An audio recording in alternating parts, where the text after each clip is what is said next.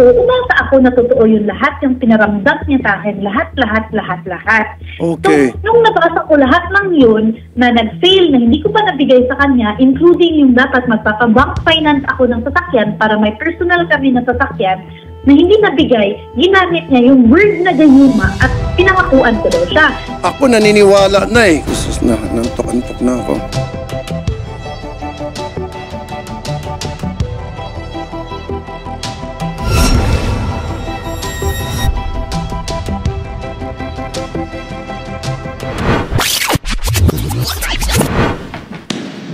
Yan po sana yung preparation, Idol Raffy. Yan po yung mga paghahanda. Bongga, kumpleto. Wow.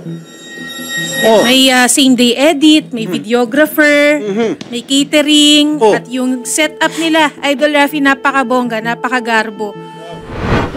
Hanggang sa umabot na ng gabi. Alas City na. Wala pa nagsugod ang ceremony. Hindi daw po dumating ang judge. Hindi pa nag-umpisa yung Wala ceremony. din pong mga... Oh, nakaready ng mga mesa. At wala din pong tao. Sao naman lang meron. Walang tao. Sao naman yun. Na-edit na ang photos. Yes. Na-edit na yung mga retrato. Ayan. Hindi, wala yung ceremony. Sir Arvil, ano bang nangyari? Nung Saturday, I received a text message po sa in-house photographer ko po, si Sir Gary. Sabi ni Sir Gary, merong couple na naghahanap ng wedding organizer na mag-handle nung wedding nila. Okay. Coming March 10. That is Monday. Malapit na. Pero hindi ko na siya tinanong kung anong details. Humingi na lang ako agad ng phone number ng bride para sa kanya na lang ako tumawag, and then mahingi ko yung details nung wedding. Humingi po ako ng number, tsaka tinawagan ko agad yung bride.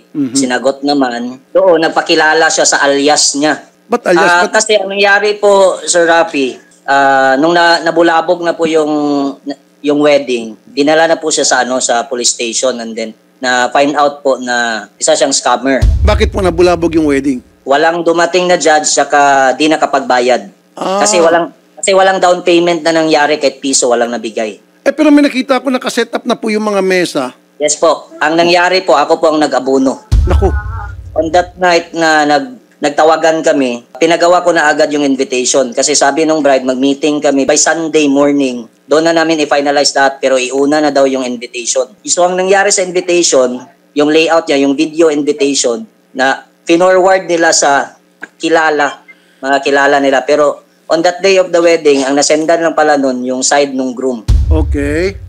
And then, yun nga ang nangyari. Alias yung ginamit sa tawag namin, saka sa meeting namin, sir, kasi... Pero doon sa invitation, alias pa rin ang inilagay? Alias pa rin. Yes po, yung hindi alias pa rin. Hindi nilagay pangalan ay talagang scam nga. Tsaka palalaman yung sir, yung totoong pangalan nung pagka-viral na nung video na walang wedding na naganap. Yung same day edit na nagawa na yon. Yes, lahat po. Anong ginawa ni lalaki? Sinong umatras? Si lalaki po. 8 a.m. pa lang, nag-ask na kami sa kanya ng down payment niya. Sila lang po talaga dalawa sa room. And then no entourage and everything. Sila lang po talaga dalawa. So doon pa lang, kaduda-duda na po. Pero pagpasok ko po kasi, sinalubong na po ako ni bride na, Ma'am, we have problems po like this. Kasi po, confidential po yung family ko. And then, kasi ma'am, hindi po kasi dapat ipaalam to sa lahat. Nasaan po si Guy? Si lalaki? Si Guy po nandun po, hindi po siya umiimik po. Hindi siya umimik? Like, lahat ng mga talk, ka-bride po talaga lahat. Ang nagsasalita? Marami na po mga nag-react ng mga netizen. Ano itong mga sinasabi? Sinabuyan ng asin, gayuma, ano yung... Kasi po, based lang po din po to sa nakita namin, sir ha. Hindi po to haka-haka or ano. Nakita po talaga namin siya. Kasi po, si Guy po, from the very beginning morning, up till nalaman na yung scam, hindi po talaga siya umiimik, sir. And then, yung mga close friends niya and everything, even his brother po, na-shock po kasi hindi po siya pinapansin. Hindi po sila pinapansin ni groom. And then, dun po na nalaman na, pagdating po ng investigator na-talk na po si groom, sinabihan po siya ng investigator nga, Sir, I will assure you 99% of your wedding bulabog gid ni kanang kuan gid ni scam gid ni like scam gid ni. And then siya nga hindi to scam sir siya, puntahan mo si bride. Pagbalik niya sa room sir ni bride kasi si bride balisana Okay. Paglabas po niya hindi na po siya naka-suit ng pakasal. So, malita na si groom. So, sabi niya po na talaga come na, like ganyan. So, pagbalik niya palabas, hindi na po siya naka-wedding talaga. Like, ang sinuot po niya, t-shirt na, pants na. So, doon na po siya sa stair. And then, kasi po, si groom po, meron po siyang ex po. Tapos, nag-communicate sa mga friends niya ba na kumusta na si groom, ganyan. Tapos, nag-chat po daw na itry nyo daw na kumuha ng asin. Tapos, isaboy nyo sa groom. So, nag-try po yung friends ni groom. Eto, sir, ha, nandun po kasi kami lahat, or coordinators, even the manager of that hotel po, nandun po. Pagsaboy niya ng asin, parang nanghina kasi si groom. Yun yung nakita namin, sir, ha. Hindi naman kami naniniwala sa lumay or... Sabi niya, sir, ba na, ano kaya nangyari dun, ma'am ba? Bakit ko kaya pinatulan yun? Something ganyan, sir, ba? Then, natauhan siya, sir, ba? Tapos sabi namin, sir, ano po ba talagang nangyari? Siya nga, hindi po kasi, ma'am, kasi nakita po kami niyan. Sabi po daw niya kasi, may nangyari sa amin noong September. Tapos, wala kaming communication. February, nakig-contact si bride sa akin na ganyan daw, buntis daw siya, twins daw yung anak niya, 6 months na daw yung anak, ganyan ay yung tiyan niya, ganyan. Ang sa kanya po, kasi ma'am, sinabihan po kasi ako ni bride, ma'am, na pamangkin po daw siya ni senator. Pero hindi totoo po yan, ma'am. Na-verify namin, hindi siya pamangkin ng kahit na sinong senador, kahit na sinong government official, wala po siyang relationship. Opo. And then, yung family po daw niya is mga high profile, ganyan. And then, bibigyan daw siya ng mga businesses. Wala po talagang gayumang nangyari. Siguro, na-scam na ito si lalaki, nabudol dahil una, sinabing nabuntis mo ako, tapos idudugto mo doon, may mga kamag-anak ako, mga sikat na tao, dala sa takot, pag hindi mo ako pinakasalan, sige ka, pumayag na magpakasal ito si lalaki. Pati daw po kayo, ma'am, nagayuma din. Kasi sabi niyo, ba't namin ibibigay ito libre? Yung sinasabi nila, sir, na na gayuma kami, hindi po totoo yun kasi unang-una sa lahat, hindi talaga ako naniniwala sa gayuma. Ang nangyari lang po talaga, magaling lang talaga magsalita yung yung scammer bride. Super. And then napatotoo niya, anak siya ng isang NBI director sa Davao, tsaka isa siyang pamangkin ng senador. Yes. So, doon pa lang, parang isa itong high profile na client. Oo. In short, nasaan na itong yung girl? Nakalabas na sa police station. Ano po pero ikinaso pinalabas niya? na po. Baka nagpiyansa? Yung kaso po kasi, civil lang siya. Civil case lang daw. Hindi raw siya malalagay sa criminal case. Kasi yung contract namin na ginawa namin between us sa couple, breach of contract lang daw. So ang nangyari, di lang daw kami nabayaran sa services namin. Kaya ang nangyari lang, civil case lang daw siya. So hindi siya pwede i-detain ng mahaba. Kahapon, sir, may dalawang attorney or dalawang lawyer na nagrepresent sa kanya para maging gabay, tsaka may mga witness para gumawa na lang ng compromise agreement. Okay. So sa compromise agreement po, nakalagay po doon sa kasulatan na by March 21 dapat mabayaran yung amount na na-damage niya, na mabayaran kami mga suppliers. Ilang kayong supplier lahat? 20. Ang dami. Takbo sa 20. 20 to 25 suppliers yan. Magkano pong inabot na utang niya, damage? Sa original contract po, Sir Rafi, 270,000. Okay. Pero after nung nabulabog na, napagkasunduan namin ng mga supplier na kahit isuli na lang, yung pagod na lang, costing 98,000 na lang siguro ang ipademand namin. Sir, matanong ko lang, ilan araw yung from the time na kumontak siya sa inyo up to the time na wedding day na at nandyan na yung mga mesa, meron na yung mga on the day edit, ilan araw po yung pagitan? Isang araw lang. Oh, wala pa kayo ng ganung klaseng experience na 2 days, less than 2 days, kasal na agad from the time na kinontak kayo para kunin kayo bilang wedding coordinator. Yun po yung pinakaunang experience ko ngayon. So, tapos, dahil kasi sa salita na sir, na high profile siya, doon ako nabilog. Yun yung sasabihin ng iba, kayo po'y nagayuma. Hindi po yun. Oo. Hindi po dahil sa gayuma, kundi dahil po sa sabi ng scammer bride na high profile siya. Name dropper. Attorney Garrett, tama ba? Civil lang yung kaso nito, walang kriminal, yung pandulokong ginawa nitong scammer? It depends on how he did it po, no, Senator. Kasi kapag may kasamang deceit yan, panloloko, misrepresentation, it might qualify as estafa, which is a criminal case. In that way po, Sen, even if the person is insolvent, ang makukuhang justice natin, makukulong po yung kinasuhan. Oh, so pwedeng ispasok sa estafa to? That's correct po. It appears to me that she misrepresented herself, her status po in particular, in order to come away with certain sums of money. So kapag ganun po, Senator, hindi na lang to simpleng utang, dahil sa aspeto ng panloloko, nagiging estafa na po yung kaso. Ang party list na masasandalan, AXIS! Number 68 sa balota!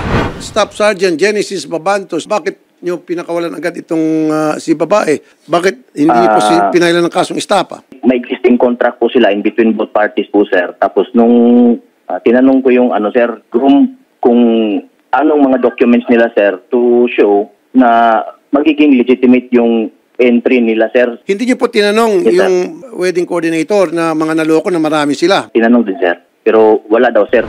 Doon pa lamang meron ng deceit. Established na po ng wedding coordinator. Kasi nga po, sir, nag-usap sila at nung makipag-usap siya dito sa wedding coordinator, nag-name drop siya na hindi naman totoo yung mga binanggit niyang pangalan na she's pretending that she's somebody. No, she's not. Na siya ay pamangkin ni ganito na hindi naman. So based on that, naloko itong mga wedding coordinator na papayag. Pinatulan siya. Ganon din ginawa niya doon sa kanyang supposed to be na groom. So bakit din niya lang ituloy sa estafa? Kasi sir, compromise agreement, paano kung hindi niya pagdating ng araw sa date na March 21 na supposed to be magbayad siya at hindi siya nagbayad? O di, saka pala natin siya babalikan ulit. Ngayon pa lamang, ipaan nyo na agad yung kasong estafa. Tama ba ako, Attorney Garrett? Yes po, Senator. Possible naman po na now mag-file na po sila. Okay, Sarge, i-file mo na yung kasong estafa. Copy, sir. Don't that, sir. Sir Arvil. Yes po, sir. Ituloy na natin yung kasong estafa i-file sa kanya. Kasi Sige ako, po. Sigurado ako sa March 21, magtatago po ito. Ganun naman po. Yes po, sir. Baka pati ikaw sa rento nagayuma. Hindi naman, sir. Nabudol ka rin, Sarge. Baka pati ikaw. Habang siya ay nakipag-usap sa inyo sa estasyon, I'm sure nabanggit niya sa inyo kung sino-sino yung mga supposed to be kamag-anak niya. Tama? Yes, sir. Yes, sir. Doon siguro nagkaroon ka na rin ng konting bilib. Yes, sir. Yes. Oh. So, Sarge, i-file mo na yung kasong estafa. Sarge, huwag ka mag-alala. Kahit na kamag-anak pa siya ng kansino-sino, kung talagang mali siya, huwag ka matakot. Andito ako sa likod mo. Pero this time, gusto ko lang ipaalam sa iyo, nag-check na kami, hindi po siya kamag-anak ng senador na binabangkit niya, hindi po siya kamag-anak ng NBA director na binabangkit niya. Wala po. Confirmed yan sa amin. Okay, sir? Copy, sir. Po, sir, after nung viral, lumabas lahat yung mga records niya, yung lahat ng mga nang-scam niya sa iba-ibang lugar, sir. So, ito na po yung chance para maano natin, sir. Ma-hold natin siya. Marami na pala siya na-scam, hindi lang kayo. Opo, sobra po. Sir, kasi nalaman lang din po namin kasi marami na pong lumabas talaga ng mga post niya way back 2021. Ganon din po yung modus niya, sir. Yung magpapakasal siya, sasabihan niya na buntis siya, tapos dapat pakasalan mo ako kasi ito yung ano ko, yung tito ko, yung ganyan ko. So, naaano po talaga yung mga lalaki po sa kanya, sir. Okay, pero mamang tanong ko, anong pakinabang siya ba'y kumita doon sa pag-scam niya ito o yabang lang ito o meron lang may kunting Ako po ang diferensya? sasagot dyan. Sige po. Ang nangyari po kasi, katulad nung bago lang, nung groom, siya po ang may hawak ng SIM nung groom. Ang ginawa niya, nagpa-skip siya na siya yung groom, kinontak niya yung mga kaibigan nung groom, humingi siya ng mga pera. Ayun. Okay, akala ko kumita siya sa mga supply. po, Hindi. ganyan So po doon siya, sa groom, peperahan niya ang groom. Opo. Ayun. Pati po yung mga friends ng groom, sir, kasi yung SIM ni groom nandun sa kanya. Tapos ganyan mga friends ni groom. Nagpapasend po siya ng mga Gcash, ng mga Paymaya, ganun po. Ayun ang scam niya. Ma'am November. Magandang hapon po. Good afternoon, Senator. Ano po yung panig nyo, madam? Regarding doon sa utang sa wedding coordinator at saka sa ibang issue, Senator, wala po akong i-deny doon. May pagkakautang po talaga ako sa kanila kasi naman po may service din sila na binigay po. Kaya po, nung nag-compromise agreement kami kasi babayaran ko. Within this week, nabayaran ko na yan siya. Pero itutuloy pa rin po yung kasong estafa. Just in case na nagbayad ka, then i-atras lang yung estafa na kaso. Madali na ma-atras yun. So tuloy pa rin yung kaso. Para kung ikaw ay hindi tumupad, tuloy-tuloy hanggang sa makulong ka, sisiguraduhin ko. Sige, so inaamin mo na may kasalanan ka, kaya may compromise agreement na babayaran mo. Ang tanong lang po, bakit yung po nagawa kasi yun? At bakit po kayo nag-name drop? Ni-name drop niyo po yung isang kasamahan kong senador. Ni-name drop niyo po yung director ng NBI na hindi naman pala totoo na kamag-anak mo, kakilala mo. Kasalanan ko po talaga yan, Senador. Wala po kong i-defend or i-reason sa ganyan. Kasi kasalanan ko po talaga. Humingi po ako ng pasensya and sinabi ko lang na humingi ako ng pasensya sa buong wedding coordinator na involved sa nangyari po. Kagabi, dahil nga doon sa compromise agreement, sabi ko sa kanya, hindi na ako galit sa kanya. Tapos, lang po sir, isettle lang po dapat yung mga bayarin na nakalagay sa sa compromise agreement and then okay na po ako. Ayun, okay na raw. Sa mga naargabyado niya before sa grupo ko, mas mabuti rin po na ituloy na rin po. Nasa inyo po yun. At saka doon sa mga iba pang tao na naloko niya, pwede niyo po sabihin, kumontak sa amin para tulungan namin makapagsapan ng kaso. Pwede. Oh. Yes po. Ma'am November, sinabi mo sa staff na totoong buntis ka, nabuntis ka ni Groom, ni Joel? Yes po. Ilang buwan ka ng buntis? 6 months po. 6 months? Yes po. Yan po yung workout namin ngayon, Senator, para makakuha kami ng lahat ng medical na pwede gamitin as evidence para po makapag-file kami ng vouchy in case ayaw niya talaga makipag-usap sa akin ng maayos. Yeah, ganito po yan, Ma'am November. Of course, tutulungan ko si Groom, kung gusto niya, si Joel, ipa-DNA test natin yung bata. Yes po. Baka mamamalay mo, hindi sa kanya. O kung sa kanya, okay, ako mismo tutulungan kita na para suporta naman niya kasi anak niya kahit na marami ka na scam, kung talagang anak niya yon, sinabi sa DNA test, ako mismo mag-uubliga dito kay Groom na bayaran ka. Okay po. May mga nagsasabi, kayo ra po ay nanggagayuma. Tingin mo? Hindi naman po yan totoo. At ito po, Senator, never ko siya tinakot, never ko siya sinabihan na kailangan niya akong pakasalan. Where in fact, siya yung nag-offer sa akin na magpakasal, ganito. Kaya may galit sa puso ko sa kanya kasi despite, Senator, siya kasi yung humingi ng kasal. Siya po yung humingi ng kasal. Never siyang pinilit. Walang namilit sa kanya kahit pa yung paggamit ng mga pangalan ng mga prominenteng tao. Never po na ginamit yun as panakot sa kanya. Hindi sa lingid sa kaalaman ng lahat na nag-meet kami September kasi trending na masyado viral na. Nag-meet kami September, may nangyari sa amin. Tapos, ako, parang, okay, hindi ako buntis kasi may PCOS ako. Parang kayong maniwala, Ma'am Vanessa. Hindi po, na-overwhelmed po ako sa mga sinasabi niya, sir. So parang hindi ka panipaniwala. Kaya yan yung overwhelmed ka doon sa mga sinasabi niya. Oh, okay. Siguro po. Yung si Groom daw, bigla ron parang nung sinabuyan ng asin, tapos, hay, naimasmasanda, parang sinabi, sorry mama, exact word, hay, ba't ko pinatulan to? Kasi for me lang, Senator, natatawa lang din ako. Every time sinasabi na ginagayuma ko siya and all. At doon sa pinangakuan ko siya, it was like a conversation between me and him. Sabi ko sa kanya na if ever na dumating na yung mga pera, may pera na tayo, magbe-business kami. Saan magagaling mga perang darating? Meron akong, hindi na siya kalakihan, pero nagko-contract ako, nagsasubcon lang ng pakonte-konte. Ako nung nagbibigay ng mga tao na magtatrabaho, mga labor, ganyan, and material. Ano po yung sinasubcon nyo? Construction po, yung mga small lang na renovate na. So gusto mo magkipag-partner sa kanya sa construction. So ngayon, pag nag-click na yung construction, maghati-hati kayo ni Groom. May mga billing ako na darating kasi billing kasi yung tawag ko sa ganyan na mga bayad sa akin. After ko matapos yung mga renovation, mga building na konti lang, small time lang naman na kontrata ko. Palagay niyo po, dahil doon sa business, mismong si Groom na nag-volunteer magpakasal, parang nasilaw doon sa construction business mo. Hindi naman po. Yan kasi yung clinic-claim ng mga tao, even mga friends niya na sinilaw ko daw, na pinangakuan ko daw yung Groom, na magbe-business, na bibigyan ko siya ng business once ikakasal kami. Pero, Senator, wala pong katotohanan lahat ng yan. Kahit pa magharap kami, hindi po yan totoo. Kaya umasa ako na totoo yung lahat, yung pinaramdam niya sa akin, lahat. Okay. So, nung nabasa ko lahat ng yun, na nag-fail, na hindi ko pa nabigay sa kanya, including yung dapat magpapabank finance ako ng sasakyan para may personal kami na sasakyan, na hindi nabigay, ginamit niya yung word na gayuma at pinangakuan ko daw siya. Ako naniniwala na eh. Nantok-antok na ako.